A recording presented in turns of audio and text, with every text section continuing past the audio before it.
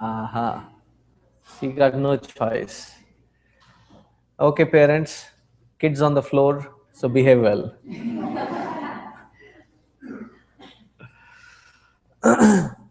What shloka are we on? We are yet to begin, or have we begun?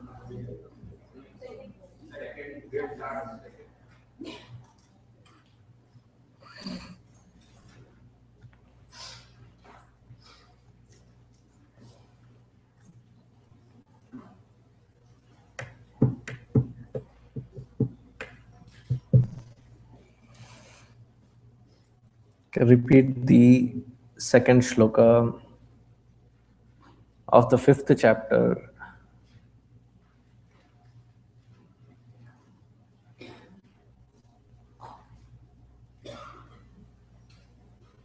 The reason I'm pausing is I still hear the flicking of the pages.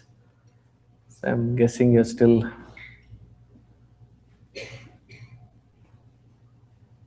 Okay. Shri Bhagavanuvacha Sannyasah Karma Yogascha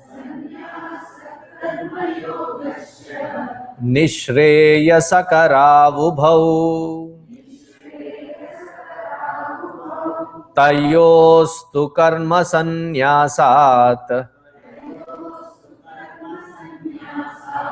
Karma Yogo Visishyate.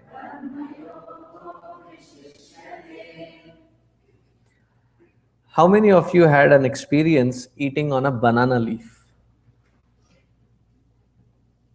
Eating on a banana leaf. Okay. Thank you. और एक बार उठाना चाहते हो? While we were in the ashram studying, we had various people who had joined the ashram from various countries. We had one from East Africa, two from Trinidad, one from, what's that place called? Maldives and Fiji. So we had from a lot of places. And one of the fun activities in the constant routine of the ashram life was once in a while in the wedding season, some mission members' children, when they get married, they would use the ashram facility, which would mean that we would get a wedding feast that day. And it would be fun if it was Tamil or a South Indian Kerala wedding feast, because it would be served on a nice banana leaf. And if you are a true South Indian's signature of being a South Indian is not just eating on a banana leaf, but to eat rasam rice on a banana leaf without spilling over even a drop. Because that's an art to scoop it up and then slurp it in.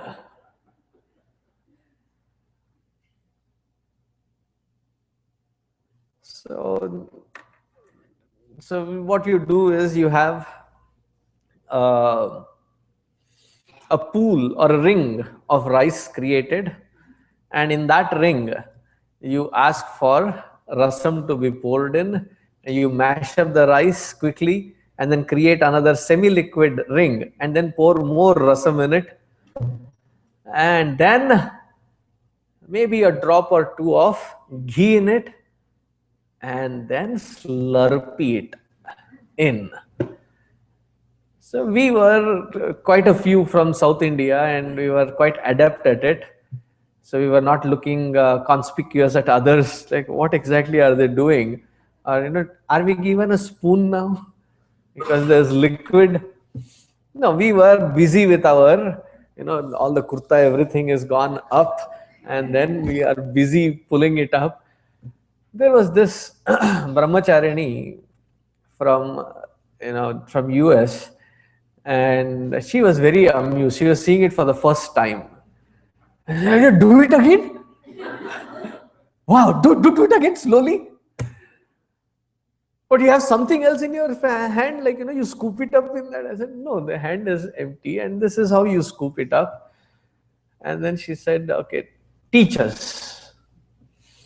I said, okay. I mean, little did we realize the repercussions of it.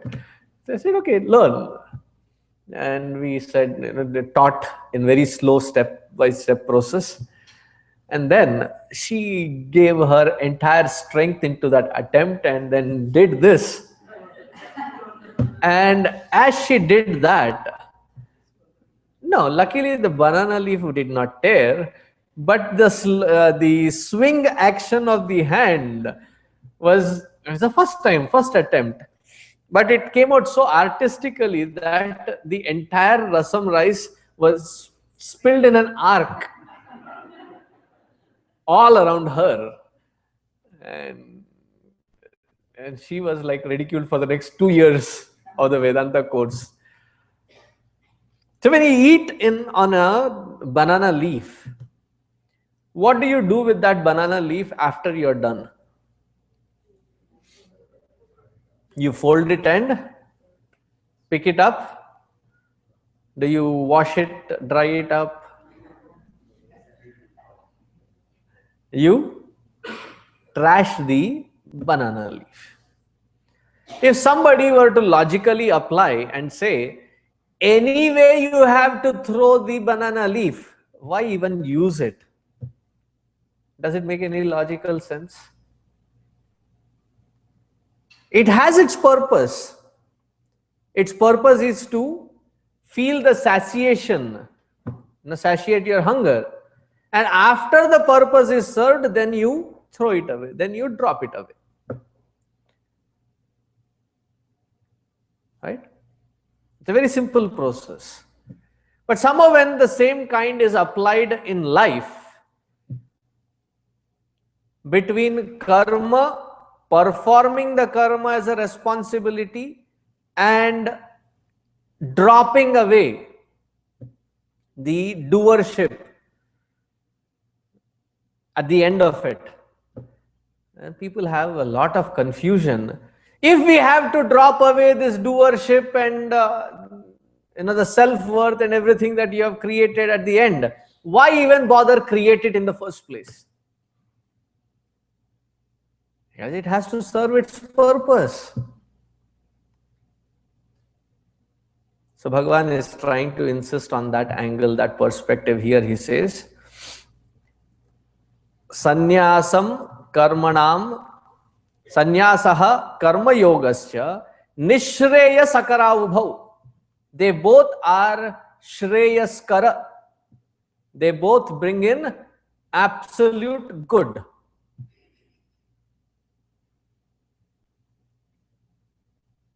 Do you sweep the floor in your house? Whatever methods you use, whether it is broom or vacuum, you do sweep the floor, right?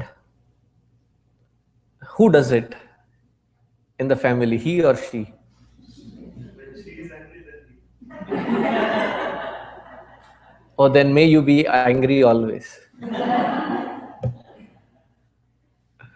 If that is what takes you to bend your back to do that, why not?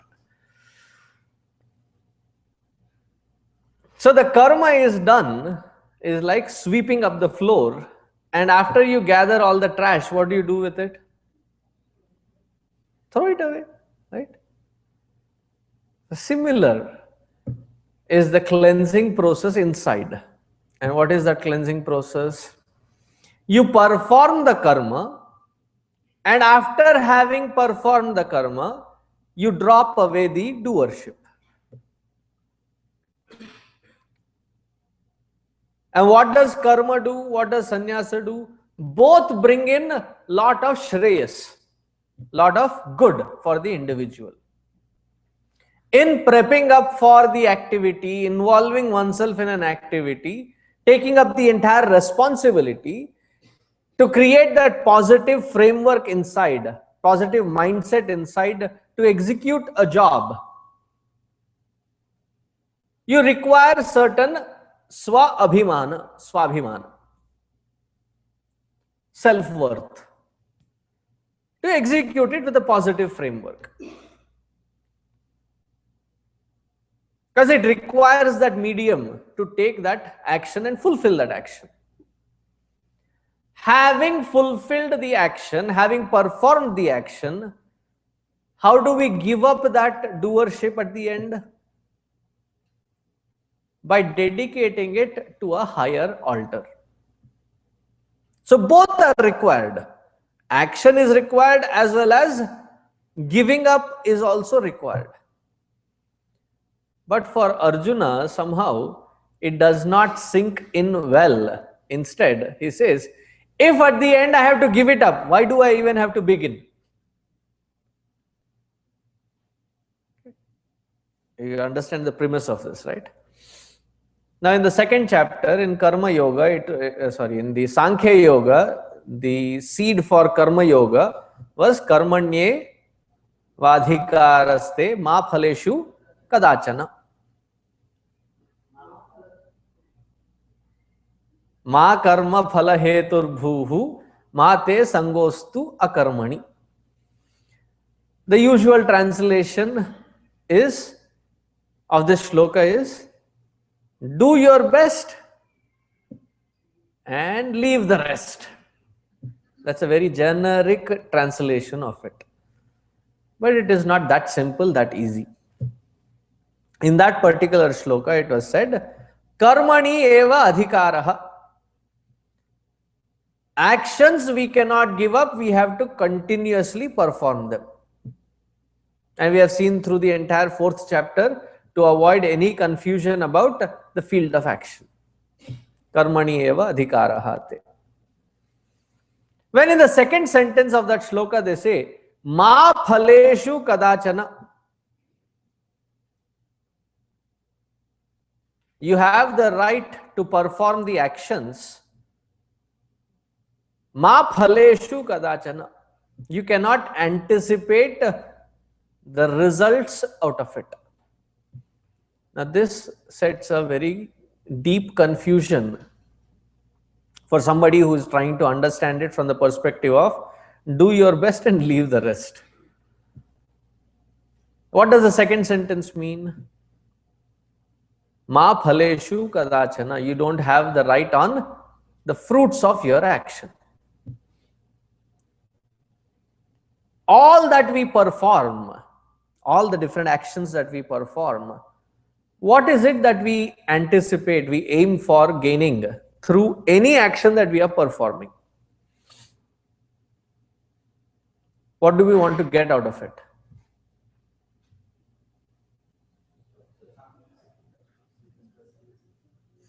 You're all thinking as if, this question was not asked earlier.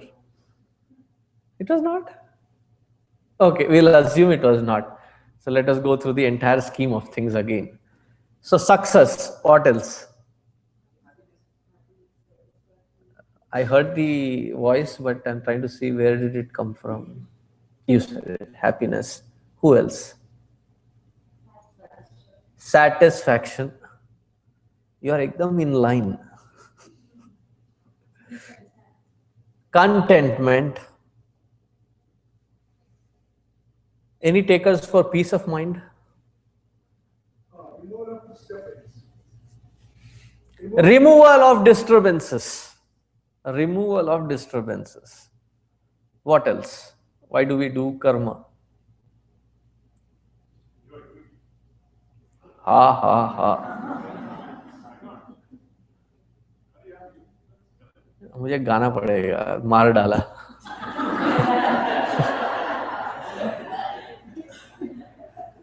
Maybe I'll include Hi Rama, मार डाला.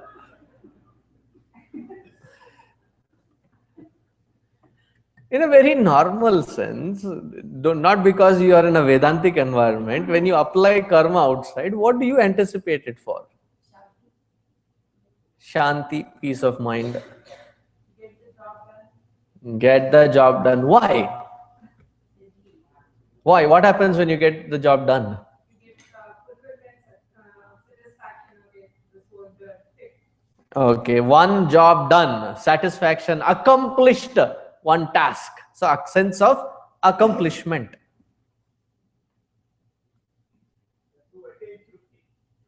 To attain tripti or satisfaction. I think you both said that, right? Satisfaction. Haji. Ooh. To get recognized, name and fame. Such and such a person has done such and such a great deed. Profit, to gain profits.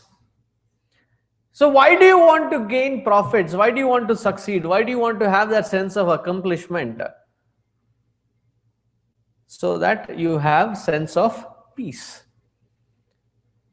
So that you can have sense of contentment. So that you can have sense of joy in your heart. Right? Now, that is where there is a twist in karma and what we anticipate. The usual result that we anticipate from karma is to find that peace and joy through action. And what Bhagavan is trying to tell us in that shloka is Ma phaleshu kadachana. The actions cannot yield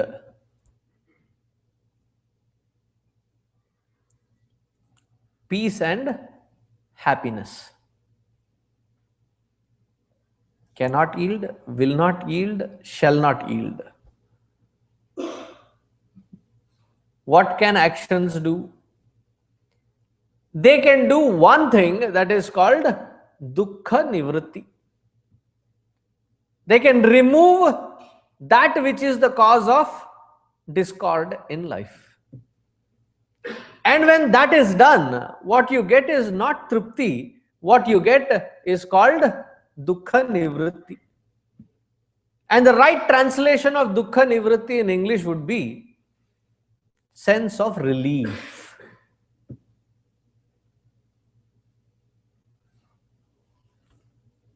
When you are walking and you have a small pebble, like you're running or in some competition, and there is a grain, not even a big pebble, a grain of sand or something has gone in between your socks and heel, and you're running, do you feel comfortable with that little thing poking in? It's been poking for a while. As soon as you get the opportunity, what do? Remove the shoe and dust the shoe off. At that moment, when you remove your socks and massage your foot, what do you get? Relief. You're driving down from Houston to Dallas. And the place that you visited, there is this beautiful Indian restaurant which cooks authentic Indian cooks. Not trained Mexicans cooking, but authentic Indian cooks there. So the taste is truly originally Indian, not Indianish, but Indian. So you've been hearing about it. So you visit that restaurant and the food was really good. So you went little overboard, had sumptuous meal, and then you're driving down back to Dallas. Right? How many miles from there to here? 2? Perfect. 275 miles you're driving down. At first 75 miles, you get the first thought. Wish the restroom or the rest area comes by faster. And to your sense of satisfaction, 5-10 miles that you drive, you see a board, a sign. And the sign says, rest area ahead, 2 3/4 mile. The thought of it was also quite relieving. As you're getting close to that rest area, it is said, rest area closed.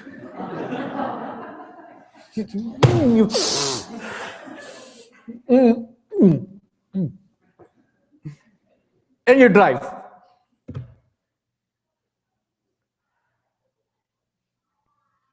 And now your options, you're increasing. It's no more rest area, but it is any exit which has a gas station. Don't do such mistakes when you're driving up north. North Dakota and other places.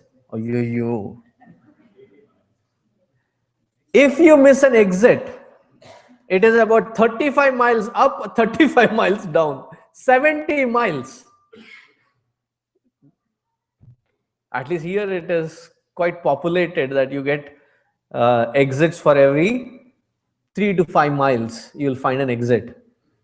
Food area, rest area, gas stations. And you pull over to the gas station. The gas station is closed. You're like, holy cow.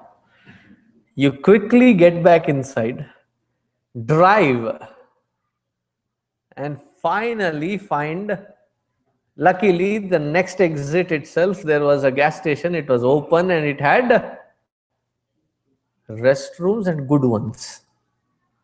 All qualifications. As you are coming out of the restroom, how do you feel? Anando brahmeti vyajanat anandadhyeva khalvimani bhutani jayante. At that point, what you experience is dukkha nivritti. Dukkha is removed. The moment dukkha is removed from life, what you experience is not trupti. What you experience is relief. A sense of relief. Karma can do that much. Can it provide joy, happiness, peace and satisfaction? It cannot. It is not in its nature to provide that happiness. If it was in its nature, if it was in its DNA to provide that joy, happiness, we should have already gotten it. How long have we been working in the field of work? All our life long? We should have found it somewhere, right? If it is the result of an action. Again, I take back to that simple example. Right underneath, there must be those plug-in sockets. When you put your finger there, consciously, unconsciously, forcefully, whatever it be, you put your finger there, what do you experience?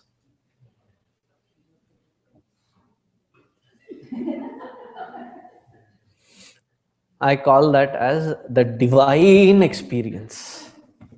Shockingly divine experience. Right? Does that experience differ based on different sizes of people? People from different geographical backgrounds? People from different religious backgrounds?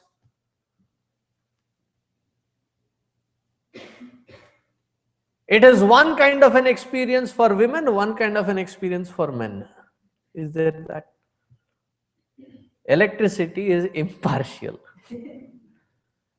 Because by law of electricity, it flows through where there is path of least resistance. And we provide the leastest.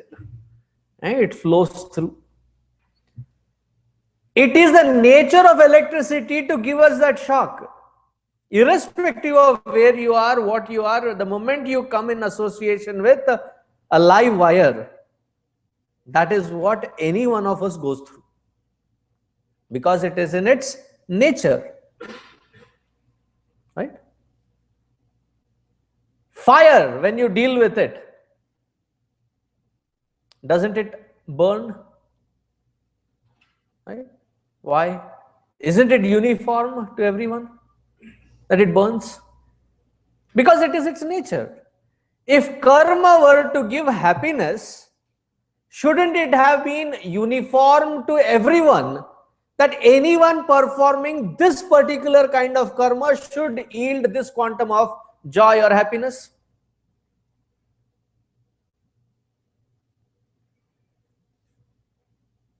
What you like, what you feel gives you joy, may not give joy to your spouse. Like usually, one likes the hard bed, the other likes the soft bed. One likes full blast of AC, the other likes warm, cozy environment. One wants to sleep, but the other sleeps and snores.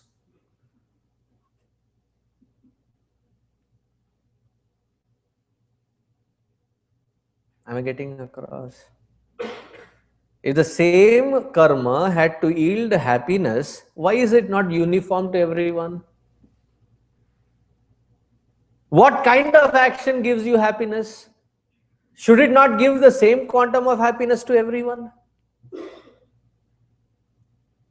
But it doesn't give. If you remember, the example that I usually give is, if on a dining table, me and my favorite Swamiji from Chicago, his name is Swami Sharananandji. You show a green chili on the table, you will see sweat beads on his forehead.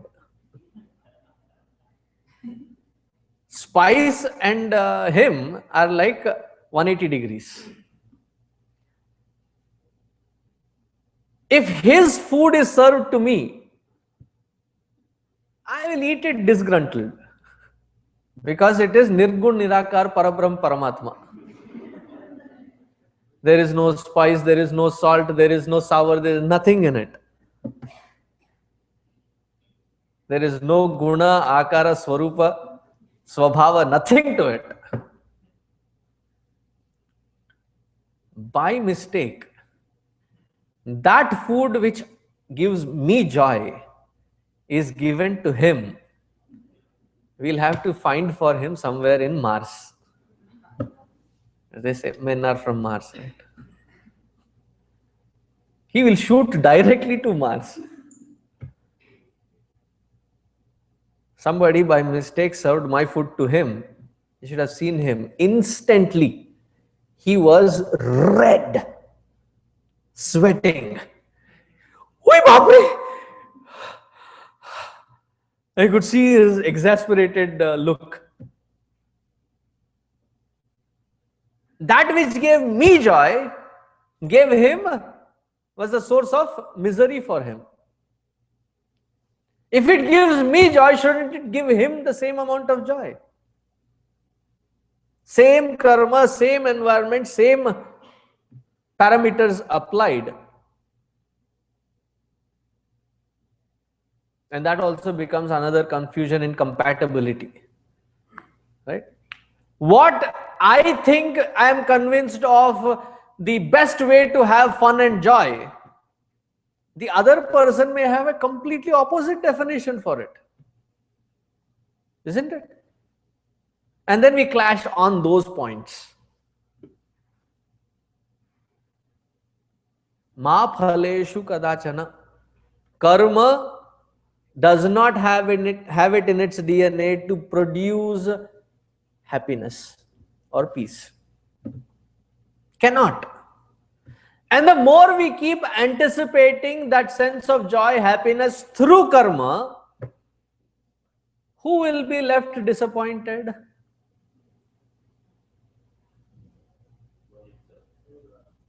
And then the disappointment builds up frustration.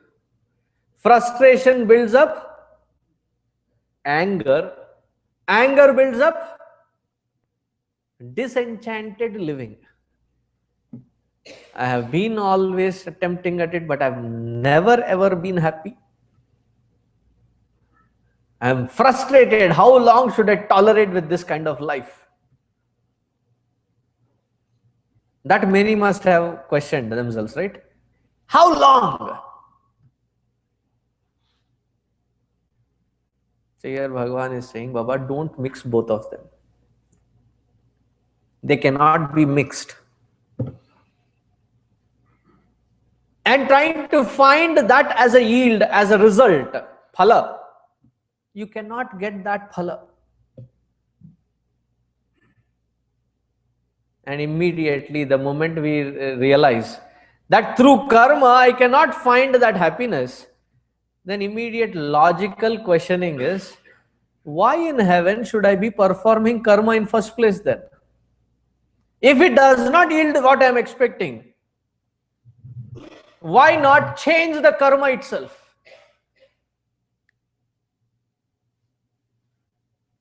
See, many kids here are taught, do that which you are passionate about. That is what brings in joy, happiness. You will be satisfied with your life. The rishis of Vedanta, they have gone a little deeper. They said, yeah, it is good to make you rajasic. But after that rajasic mode, in the sattvic mode, when you try to analyze, there is no karma out there which can yield, which can produce happiness. If we knew that there is one particular karma which can produce happiness, would we be doing anything else? Would we all not be doing that one single thing?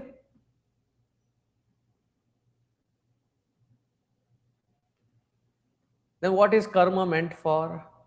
Nishreya sakara ubhav. Both of them are the path of good. But both purpose is different. Don't mix both of them. The path of karma is so that one can cleanse one's own heart off of all the tendencies and vasanas which express in the form of likes and dislikes.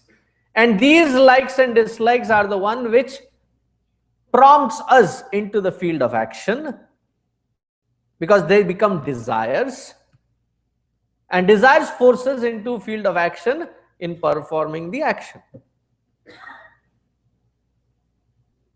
Why do we desire something that which we want, or why do we desire something as I don't want? Isn't it purely based on our likes and dislikes?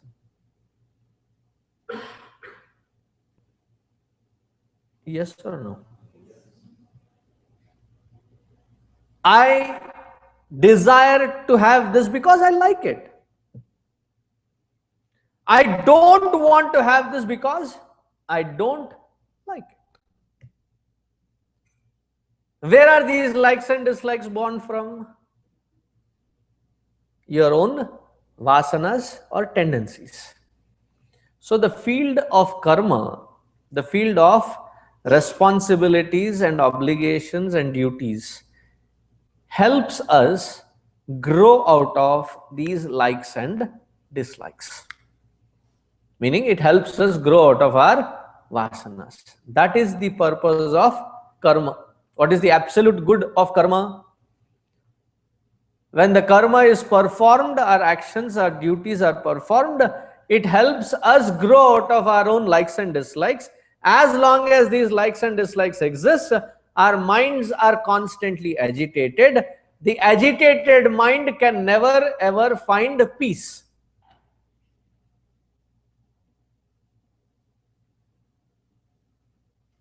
How do you find that peace? Can you avoid desires? That also seems to be impossible. Then what is the best way? To execute it in the form of actions in such a pattern that it elevates us. It allows us grow out of the patterns of likes and dislikes. That is the path of action.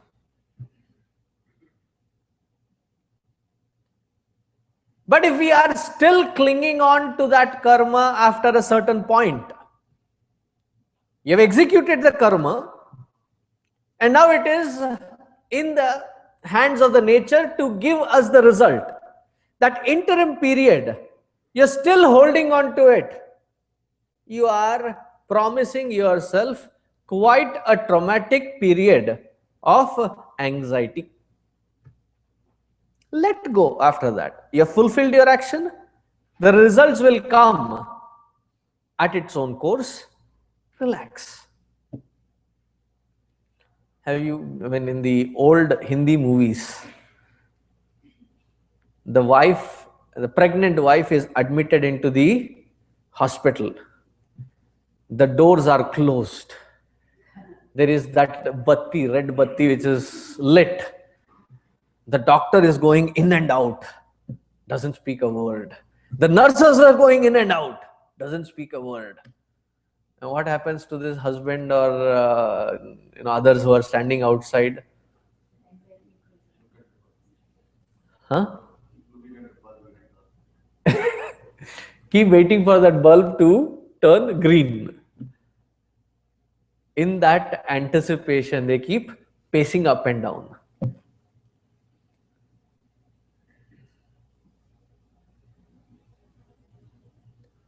I mean, if you keep pacing up and down, does it help the one inside? That result to bear fruit? Sit calm. No, I cannot sit calm. Be miserable. Right? You have done the action. The result will come in its due course. Take the next action and start executing it. Oh, I'm really tense. I don't know what will happen. By putting on that pressure on yourself, will it bring a better result? What do you have to give up there? That sense of doership which you have applied in that particular field has to be dropped. Sannyasa. Have you seen the pole vault game? So there's a long pole. They run up from a distance, and having run through that distance, they pitch that pole into a designated area and then suddenly stop running. And now with the momentum, the stick stands up, the pole stands up. Having reached to that point, what should one do?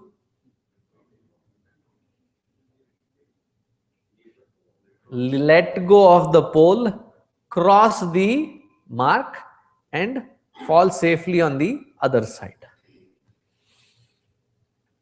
In our own anxiety, in our own sentimentality, it was, if not for this pole, I would not have been thrust to this height. How can I abandon this pole at this point?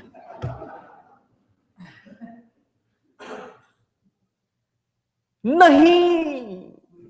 All the cinematic drama there. How can I?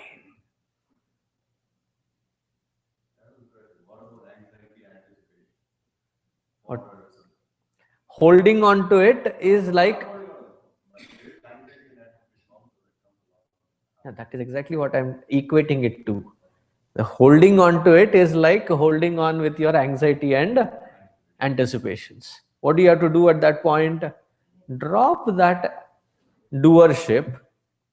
That dropping How I'm not explaining right now, that is the next few shlokas. But the logical sequence is you have to drop that.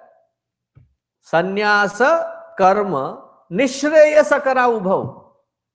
Both of them are for the absolute good for that individual.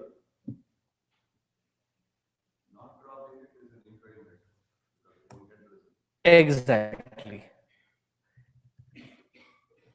But then when you compare both of them in a sequential order, what has to be performed first? Is it karma or sannyasa? Right? A logical sequence. But many use the forbidden S word, sannyasa, as a threat, as an easy means of escape from life. I'll drop everything, give up everything and go away. No, you cannot. You only have the right to give up if you have started your karma. And then you can give up. You cannot give up the karma. You have to give up the doership because of which there are these anticipations and anxieties. That has to be dropped. That doership has to be dropped. Therefore, tayostu karma sannyasat karma yogo vishishyate. Of these two, in a sequential order, what is it that we have to start with? We have to start with karma yoga and not karma sannyasa. Does it make a logical sequential sense? Earlier chapter dealt with what are the different shades of karma and how do we perform it.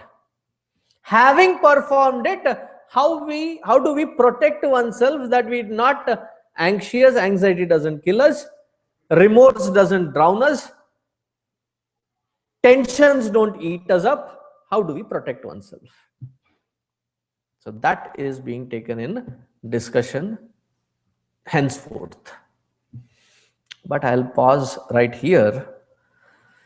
The 8th and 9th grade teachers came up with a plan just before the adult study group started or this course started. And at a quick decision, I said yes. So are you going to explain it to them? Oh, I have to do the explaining also. I do the explaining. So, And you have to give me the t-shirts as well. oh, don't leave me alone, come. They're like, क्या हो रहा है? हो क्या रहा है यहाँ पे? जो कुछ हो रहा है जीव तेरे भले के लिए हो रहा है. So as we were talking about t-shirt sales, so we had the 8th and 9th grade teachers wanted to auction out some t-shirts with Swamiji's signature. What do I say? Yeah, signature. Message. Signature. Message. Autograph on it. So the last 15 minutes of our satsang time, we decided to take. Okay, while they do that pitch, t-shirts. where would be the right spot to sign? Here, or on the sleeve? Right here? The other side?